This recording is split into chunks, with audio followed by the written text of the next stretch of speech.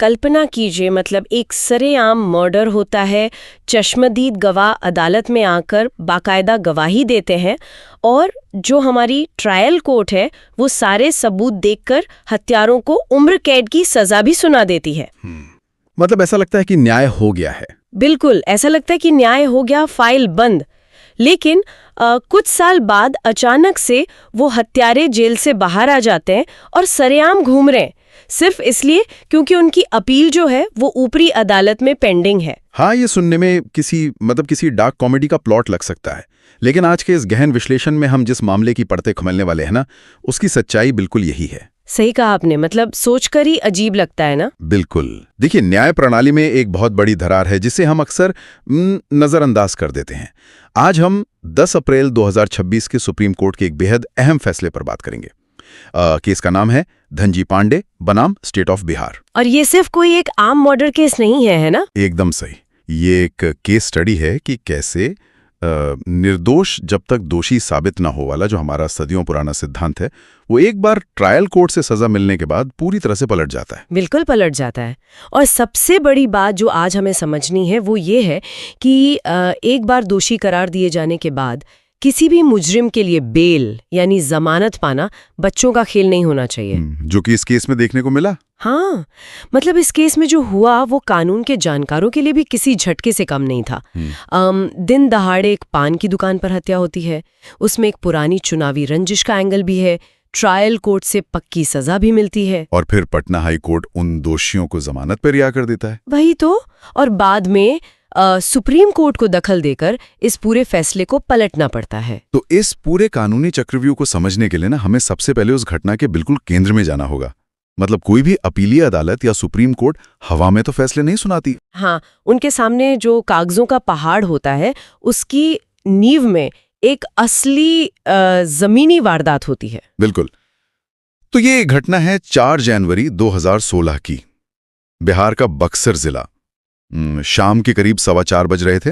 धनजी पांडे, जो इस पूरे मामले को सुप्रीम कोर्ट तक लेकर गए, वो अपने बड़े भाई रमाशंकर पांडे के साथ एक मोटरसाइकिल पर सवार होकर अपने गांव जा रहे थे। रमाशंकर पांडे, जिन्हें शायद इलाके में झम्मन पांडे के नाम से भी जाना जाता था। हाँ, झम्मन पांडे।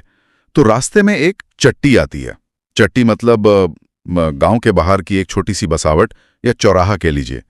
वहां एक पान की दुकान पर ये दोनों भाई रुकते हैं। और संयोग देखिए, वहीं पर धनजी पांडे के ससुर मुक्तेश्वर मिश्रा भी मौजूद थे, है ना? हाँ, बिल्कुल। वे लोग बस यूं ही दुकान से कुछ कदम दूर खड़े होकर बातचीत कर रहे थे। एक बहुत ही आम ग्रामीण शाम का दृश्य था।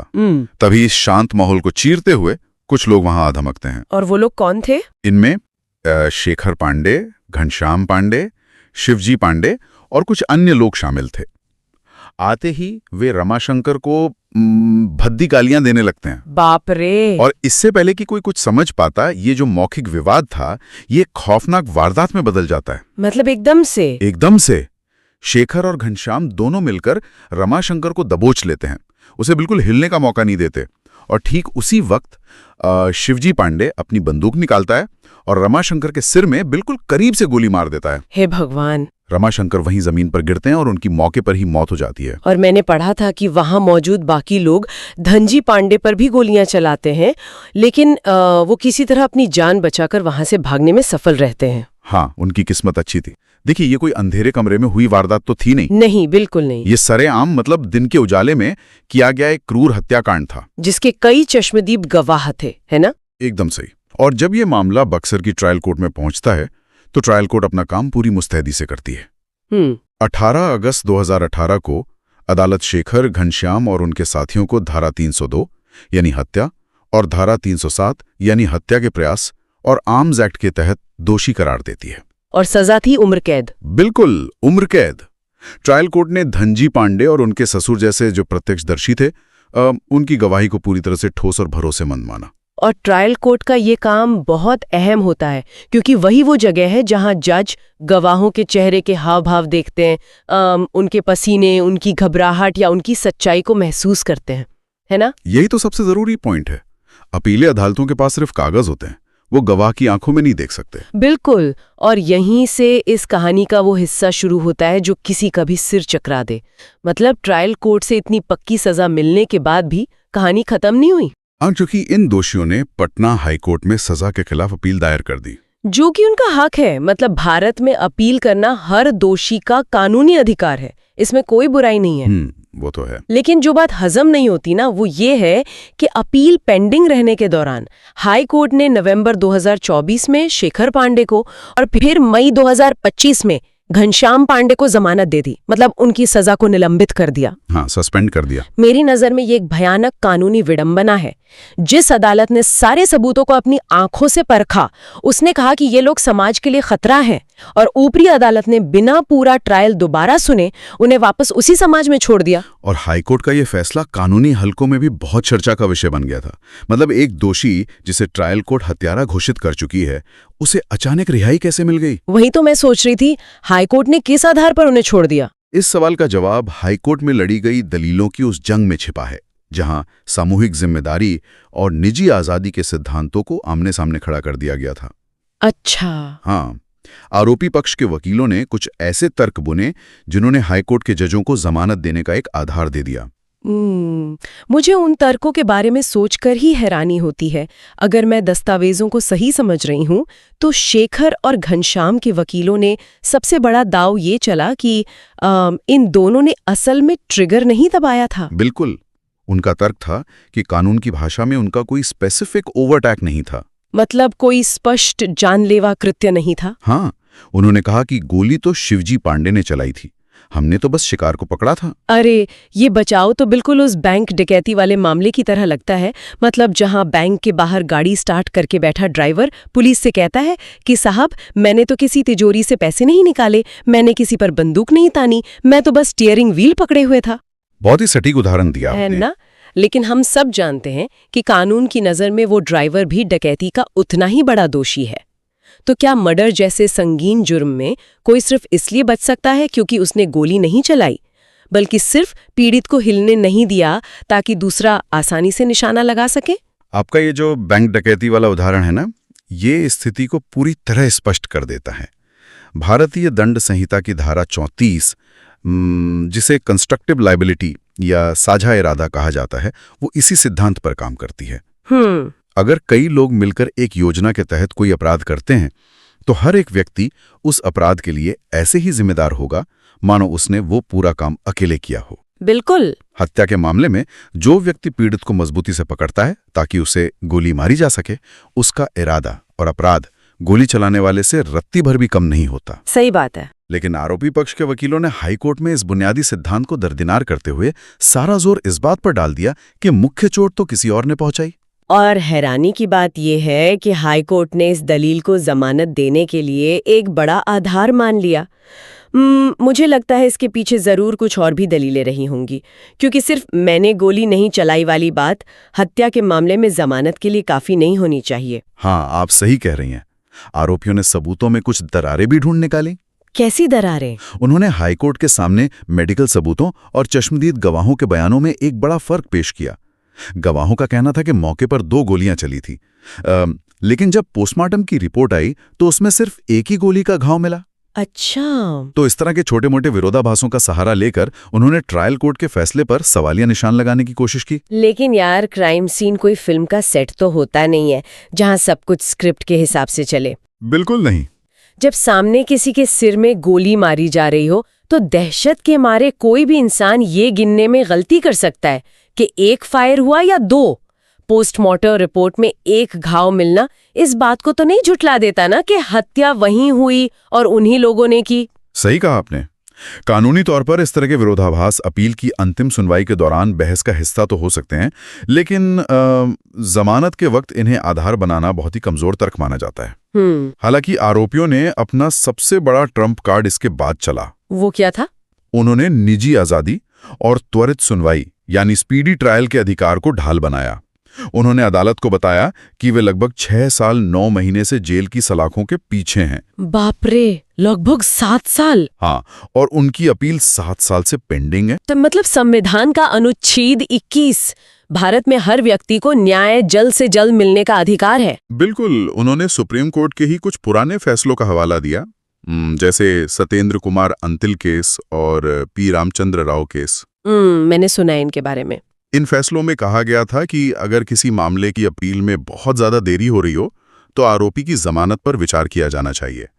साथ ही उन्होंने ये भी दावा किया कि ये पूरा मामला पुरानी चुनावी रंजिश का है और उन्हें राजनीतिक द्वेष के चलते फंसाया गया है। अच्छा, तो ये सब सुनकर हाईकोर्ट पिघल गई? हाँ, 7 साल की लंबी कैद ने हाईकोर्ट को ये सोचने पर मजबूर कर दिया कि शायद जमानत दे देना ही न्यायसंगत होगा। देखिए, 7 साल जेल में रहना यकीनन एक लंबा समय है, खास तौर पर अगर अपील की सुनवाई की कोई तारीख सामने ना हो। एक पल के लिए ये तर्क इंसानियत के नाते सही लग सकता है। लग सकता है। लेकिन जब हम दूसरी तरफ देखते हैं तो तस्वीर पूरी तरह बदल जाती है। पीड़ित पक्ष यानी धनजी पांडे और राज्य सरकार के वकीलों ने जो तथ्य अदालत के सामने रखे, वो इस 7 साल की कैद वाली सहानुभूति को पूरी तरह खत्म कर देते हैं। एकदम सही। पीड़ित पक्ष ने अदालत को याद दिलाया कि ये लोग कोई निर्दोष विचाराधीन कैदी नहीं हैं, बल्कि ये वो लोग हैं जिन्हें पूरी कानूनी प्रक्रिया के बाद एक सक्षम अदालत ने हत्या का दोषी करार दिया है। बिल्कुल। और सबसे गंभीर बात जो सामने आई वो थी शेखर पांडे का पुराना आपराधिक रिकॉर्ड। वो कानून की दुनिया में कोई नया खिलाड़ी नहीं था। मतलब आदतन अपराधी था वो। हाँ, उसके खिलाफ 2014, 2017 और 2019 के 4 और संगीन मामले दर्ज थे। बाप रे! जिनमें आर्म्स एक्ट और हत्या के प्रयास जैसे चार्ज शामिल थे। तो मतलब ये कोई ऐसा इंसान नहीं है जिससे गलती से अपराध हो गया हो, ये एक आदतन अपराधी का प्रोफाइल है। बिल्कुल। और जो सबसे खतरनाक बात मुझे दस्तावेजों में दिखी वो ये थी कि जमानत पर बाहर आते ही वो पीड़ित परिवार को धमकियां देने लगा था। चीफ जुडिशियल मैजिस्ट्रेट बक्सर के यहाँ बाकायदा एक शिकायत दर्ज कराई गई थी कि ये व्यक्ति बाहर आकर गवाहों को डरा रहा है। सोचिए, एक तरफ वो हाई कोर्ट में कह रहा था कि उसे आजादी चाहिए क्योंकि उसके मौलिक अधिकारों का हनन हो रहा है, और दूसरी तरफ बाहर आकर वो सिस्टम का मजाक उड़ा रहा था। सच में जब इतने संगीन तथ्य सामने हो तो हाई कोर्ट का जमानत देना किसी भी कानूनी जानकार के लिए पहेली बन जाता है। बिल्कुल पहेली है। इसी पहेली को सुलझाने या यूं कहें कि इस गलती को सुधारने के लिए सुप्रीम कोर्ट ने इस मामले में दखल दिया। और यहीं पर भारत की सर्वोच्च अदालत ने एक बहुत ही कड़ा और स्पष्ट रुख अपनाया। मैंने पढ़ा कि सुप्रीम कोर्ट ने सीधे तौर पर हाई कोर्ट का फैसला पलट दिया। एकदम सीधे तौर पर उन्होंने शेखर और घनश्याम दोनों की जमानत तुरंत रद्द कर दी और उन्हें 2 हफ्ते के भीतर सरेंडर करके वापस जेल जाने का आदेश दिया। हाँ, सुप्रीम कोर्ट ने इस फैसले के जरिए क्रिमिनल प्रोसीजर कोड की धारा 389 के पीछे जो पूरी फिलॉसफी है उसको साफ कर दिया। बिल्कुल। क्रिमिनल प्रोसीजर कोड की धारा 389 अपीलीय अदालत को यह शक्ति देती है कि वो अपील के पेंडिंग रहने तक सजा को निलंबित कर सके और दोषी को जमानत दे सके। लेकिन सुप्रीम कोर्ट ने स्पष्ट किया कि इस शक्ति का इस्तेमाल रूटीन तरीके से या आंख मूंद कर नहीं किया जा सकता। सही बात है। उन्होंने एक बुनियादी सिद्धांत की याद दिलाई, प्रिजम्पशन ऑफ इनोसेंस, यानी निर्दोष होने का अनुमान। जिसे हम अक्सर कहते हैं कि जब तक दोष साबित ना हो जाए तब तक हर व्यक्ति निर्दोष है ना? बिल्कुल। लेकिन सुप्रीम कोर्ट ने कहा कि यह सिद्धांत सिर्फ ट्रायल खत्म होने तक लागू रहता है। अच्छा। जैसे ही ट्रायल कोर्ट दोषी करार देती है, वो निर्दोष होने का अनुमान उड़नछू हो जाता है। मतलब अब वो इनोसेंट नहीं रहा। हाँ, अब कानून की नजर में एक अपराधी खड़ा है। इसलिए ट्रायल के दौरान जमानत मांगना और दोषी साबित होने के बाद धारा 389 के तहत जमानत मांगना, दोनों में जमीन और आसमान का फर्क है। तो अगर मैं इसे सरल भाषा में समझूं, तो एक बार जब ट्रायल कोर्ट ने कह दिया कि जुर्म हुआ है, तो ऊपर की अदालत में ये मानकर नहीं जाया जा सकता कि अभी भी निर्दोष होने का फायदा मिलेगा। बिल्कुल नहीं मिलेगा। मतलब ये साबित करना होगा कि ट्रायल कोर्ट ने कोई बहुत बड़ी, कोई अंधाधुन गलती की है। एकदम सही। और सुप्रीम कोर्ट ने इसी बात को कानूनी भाषा में पैल्पेबल इन्फॉर्मिटी कहा है। Palpable infirmity. हाँ, ओम प्रकाश साहनी केस और स्टेट ऑफ हरियाणा बनाम हसमत केस का हवाला देते हुए कोर्ट ने एक लकीर खींच दी। उन्होंने कहा कि कोई भी अपील या अदालत जमानत की अर्जी सुनते वक्त सारे सबूतों को दोबारा सूक्ष्म तरीके से नहीं तौल सकती। इसे रीएप्रिशिएट एविडेंस कहते हैं। अच्छा, तो वो दोबारा ट्रायल नहीं चला सकते? नहीं चला सकती। हाई कोर्ट ट्रायल कोर्ट की तरह ये नहीं कर सकती कि गवाह ने क्या कहा, मेडिकल रिपोर्ट में क्या लिखा है, इसका नया अर्थ निकालने बैठ जाए। तो ये जो पाल्पेबल इन्फर्मिटी है, या जिसे हम प्रत्यक्ष और बड़ी खराबी कह सकते हैं, ये असल में दिखती कैसी है? जैसे मान लीजिए कोई हत्या का केस है और पोस्टमार्टम रिपोर्ट साफ साफ कह रही है कि मौत जहर खाने से हुई है, लेकिन ट्रायल कोर्ट ने किसी व्यक्ति को चाकू से गोदकर हत्या करने के जुर्म में सजा दे दी। अरे वाह! तो ये एक ऐसी खराबी है जो कागज देखते ही किसी को भी समझ आ जाएगी कि फैसला और सबूत आपस में मेल ही नहीं खा रहे। ऐसी स्थिति में हाई कोर्ट तुरंत जमानत दे सकती है, क्योंकि ट्रायल कोर्ट का फैसला पहली नजर में ही बेतुका लग रहा है। क्या मैं सही समझ रही हूँ? ये एक बहुत ही सटीक और भयानक उदाहरण है। पाल्पेबल इन्फर्मिटी का मतलब यही है कि फैसले में कोई ऐसी स्पष्ट और गंभीर त्रुटि हो जिसे देखने के लिए किसी गहरी छानबीन की जरूरत ही ना पड़े। बिल्कुल। लेकिन धनजी पांडे वाले मामले में ऐसा कुछ भी नहीं था। मैंने गोली नहीं चलाई, सिर्फ पकड़ा था। ये कोई पाल्पेबल इन्फर्मिटी नहीं है। नहीं है, बिल्कुल। सुप्रीम कोर्ट ने साफ कहा कि हाई कोर्ट ने इस बात को आधार बनाकर बहुत बड़ी भूल की है कि मुख्य कृत्य किसी और का था। धारा 34 के तहत सबकी जिम्मेदारी बराबर है। लेकिन वो जो 7 साल जेल में रहने वाली दलील थी, उसका क्या हुआ? क्या न्यायपालिका को इतने लंबे समय से लंबित पड़ी अपील पर कोई सहानुभूति नहीं दिखानी चाहिए? मतलब ये भी तो एक सवाल है ना। हाँ, सुप्रीम कोर्ट ने इस पर भी बहुत स्पष्ट जवाब दिया। उन्होंने माना कि स्पीडी ट्रायल एक मौलिक अधिकार है, लेकिन सिर्फ लंबे समय तक जेल में रहना हत्या जैसे गंभीर मामलों में जमानत का इकलौता आधार नहीं हो सकता। सुप्रीम कोर्ट ने कहा कि जब अदालत व्यक्तिगत स्वतंत्रता और समाज की सुरक्षा के बीच संतुलन बनाती है, तो वो आरोपी के पुराने क्रिमिनल रिकॉर्ड और उसके बाहर आने से गवाहों पर पड़ने वाले खतरे को नजरअंदाज नहीं कर सकती। मतलब अगर कोई आदतन अपराधी है और बाहर आकर गवाहों को धमका रहा है, तो अदालत ये नहीं कह सकती कि अरे जेल में बहुत साल हो गए, इससे बाहर जाने दो। बिल्कुल नहीं कह सकती। सुप्रीम कोर्ट ने हाई कोर्ट को मानो ये याद दिलाया है कि न्याय सिर्फ कागजों पर साल गिनने का नाम नहीं है, बल्कि समाज की सुरक्षा को भी ध्यान में रखने का नाम है। एकदम सही। और इस फैसले ने निचली अदालतों यानी ट्रायल कोर्ट्स की गरिमा को भी स्थापित किया है। अक्सर लोग सोचते हैं ना कि असली न्याय तो बस हाई कोर्ट या सुप्रीम कोर्ट में ही होता है। हाँ, ये तो एक आम धारणा है। लेकिन इस फैसले ने साबित कर दिया कि जिस ट्रायल कोर्ट ने पसीना बहाकर हर गवाह को सुनकर सजा मुकर्रर की है, उसके फैसले को अपीली अदालतें इतनी आसानी से कचरे के डब्बे में नहीं डाल सकती।